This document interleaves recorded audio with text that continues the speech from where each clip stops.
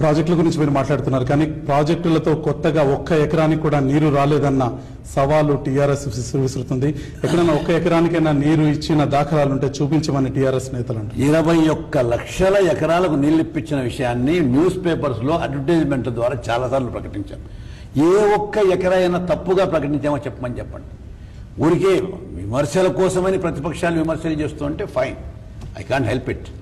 కానీ ఎక్కడైనా కూడా తప్పన్నది ఉంటే మేము బోల్డ్ అండ్ స్టాటిస్టికల్ ఫిగర్స్తో అడ్వర్టైజ్మెంట్స్ చాలా ఎక్కువగా వస్తున్నాయి పత్రికల్లో అని చెప్పి మళ్ళీ ప్రతిపక్షాలు విమర్శిస్తున్నాయి కదా.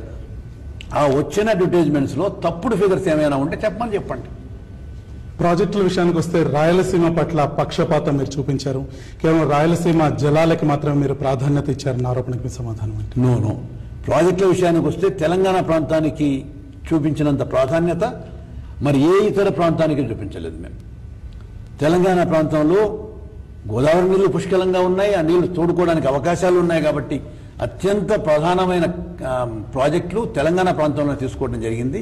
ఇంకా రాయలసీమ ప్రాంతానికి తీసుకోవాల్సిన ప్రాజెక్టులు ఉన్నాయి, కానీ కృష్ణా వాటర్ డిస్ప్యూట్ ట్రిబ్యునల్కి సంబంధించిన అంతిమ తీర్పు రాలేదు కాబట్టి రాయలసీమ ప్రాంతానికి కానివ్వండి, నల్గొండ మహబూబ్ నగర్ ప్రాంతాలకు సంబంధించిన కానివ్వండి, లేదా ప్రకాశం నెల్లూరుకు సంబంధించిన కొన్ని ప్రాజెక్టులు కానివ్వండి, ఈ మరొక 2 సంవత్సరాల తర్వాత తీసుకునే ప్రాజెక్టులు ఉంటాయి. ప్రాజెక్టుల నిర్మాణంలో అడ్వాన్సుల రూపంలో కాంగ్రెస్ సంబంధించిన కాంట్రాక్టర్లకు అడ్వాన్సులు ఎక్కువగా ఇచ్చి భారీ అవినీతికి ప్రస్తుత ప్రభుత్వం పాల్పడిందని తెలుగుదేశం నేతలు తరచుగా విమర్శలు చేస్తుంటారు. వీళ్లకు వేరే మాట్లాడటానికి అవకాశం లేకుంటే ప్రతిరోజు అవినీతి అనే ఆరోపణలు చేస్తూనే ఉంటారు. ఎల్లంపల్లి ప్రాజెక్టుకు సంబంధించి 18 రోజులు ఆంధ్రప్రదేశ్ అసెంబ్లీలో చర్చ జరిగిన తర్వాత ప్రధాన ప్రతిపక్ష పార్టీకి సంబంధించిన నాయకుడు ఏమన్నాడండి,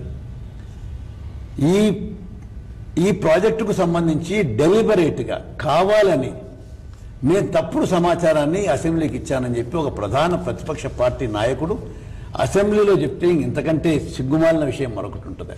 వైఎస్ సర్కార్ అభివృద్ధి అంటే